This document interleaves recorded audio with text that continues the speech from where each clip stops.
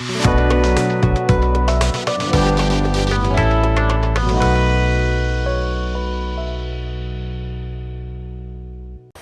it out. Hi, Dr. Allison JK here. Look at that geyser. Woohoo! It's not really a geyser though, because apparently I don't have my selfie stick because I'm going for a run in the beautiful forest here. I'll get into that in just a second. But apparently it's a geyser when it's hot. And these are not hot mineral springs. These are natural springs. And so I've just bathed in the mineral water. It's funny, people are just asking me questions as if they just sense I know this stuff as I walk out. Because let me show you that woman, maybe the fountain there. There's a fountain there. I don't know if you can see it, but they have a spout there coming out. And if I show it to you, for those of you who've been on retreat with me, masterminders, you'll recognize the color of the stain around where the spout comes out. You can see the geyser, a really good view right there. But here, check this out. This is the spout. The color of it, right? So that means that there's what mineral in the water? Masterminders, iron, yes. Just like at Chalice Well. So, let's see if I can walk backwards here.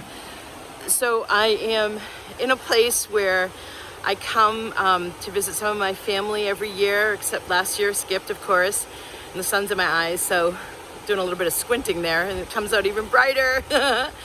And the minerals of the water, they are, if you drink them, like a woman was just asking me, you drink a portion of them, these mineral waters here, some of the springs, because there's many springs in the park, and maybe while I'm here, I may do another video that shows you some of the different springs. They have different healing capacities, and I know that I've always gone to natural mineral springs, and it was really fun in Taiwan because, whoa, there's a bee. Sorry, because life is really alive here. It's great. In Taiwan, it was natural. There were ones that weren't just in the cement baths where they bring in this healing mineral water into cement baths in separate rooms where you bathe and soak in the water. They had it out in nature. Like I could go into this river, for example, but under a huge mountain overcrop in a cave. We had to take like a wooden bridge to get to it. It was in the Taroko Gorge, which is a beautiful, I don't want to even say their version of the Grand Canyon because that's just so American centric, but something along those lines. And so let me see if I walk, you guys can get. Listening to the sound of water is really good for the sacral chakra, the sound of running water. And so I'm here on a regime, so to speak, moving my finger. I don't have my selfie stick, as I said, because this is totally spontaneous. The healing of the different springs, if you soak in them, here, the ones that they pump into the bathhouse, which FDR, it's actually the first step he took in the New Deal, apparently. And I had always thought it was Teddy Roosevelt. Where am I looking? Over here. I'd always thought it was Teddy Roosevelt because of his conservation focus, but it was actually FDR and saving this area. The Iroquois, there's another tribe. There were the Native Americans here who used these natural mineral springs, and then when the white settlers came in, or the European settlers came in, they introduced the European settlers to these healing springs. And so it really boomed in the 1800s, and then FDR wanted to preserve these. So there's now a state park here. I'm not going to tell you where it is. So it's just lovely. And so if you bathe in the mineral baths at the Roosevelt Baths there, you are able to increase your circulation and helps with arthritis. And the attendant who was just walking me to the room that I just took my bath in, actually, I told her I'm taking to the waters, as they call it, for the 21-day gig. And she said, oh, that's really restorative. And so that's what I used to do when I would be on my breaks in between semesters teaching over in Asia, when I would travel throughout Southeast Asia and typically end up in Thailand, because I just had such great healing facilities that were easy to access and amenable to some of the Western tastes, so to speak. Tourism is its #1 GDP in the economy in Thailand. And so I would get daily $5 Thai massages, and then I would also do different holistic treatments as I was researching about them. Like, that was where my first coffee enema was. So the point is that I'm here doing this restorative, regenerative gig, and then drinking the water helps your digestive system. But you just take a little bit. I remember, and you're going to know if you're watching who this is, and those of you on the same retreat with her, on my first group retreat over there, I had already taken a VIP client, the first mastermind actually, over there on a practice run after I had gone to Glastonbury, UK myself, talking about when you get trained as a vibrational upgrade practitioner, you go on these retreats. You meet me over in Glastonbury, UK. And so when the first group came, it was hilarious because she filled up an entire liter bottle with the Chalice Wells spring water, and had just massive gastrointestinal purging the next day. And it was hard for her to participate in what we were doing.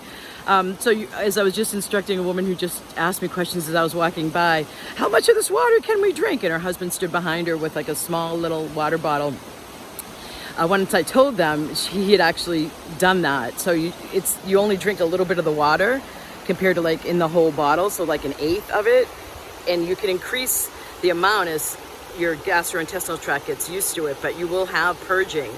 So it's, for me, like I lived on an island just north of Sicily in Italy for a month, and I went there specifically because it was an island totally known for its healing springs, and each natural spring, I mean, they had like 2 huge, beautiful resorts built up around the natural springs with pools and tubs you could soak in outside. It was brilliant. But then there were more raw, natural ones, and I even stood outside and had an Italian guy goop a bunch of clay on me and got a clay body mask while I went in a steam room after taking a bath. It was just incredible healing. And so the earth has what we need. I have always had this understanding, and I've always seen it happen, that if there's anything that I need to improve my body's mind and spirit's functioning, I get led to it, whether it's a supplement or it's a different kind of food or it's a location on the planet and a treatment of some sort. So I just felt like I wanted to share that with you all, reminding you of your own innate cellular structure geared for health. And there is a sense of being able to turn over your physiology. Now, the energy medicine that I do obviously is a part of that, right? So if you're in any level of, whether it's about your mind and how it's been functioning, or it's about your body and how it's been functioning, there is a sense of like a total reboot you can do. Remember that we get an entirely new cellular structure every 7 years. And every 28 days, our face gets new cells on it. So that's good for, by the way, doing any kind of face treatments for 28 days, right? To rejuvenate your face. So there's just so much more than the conditioning of suffering. In fact, what am I? A voice for living up to our human potential and taking advantage of all the possibilities while we're in a body on this beautiful planet.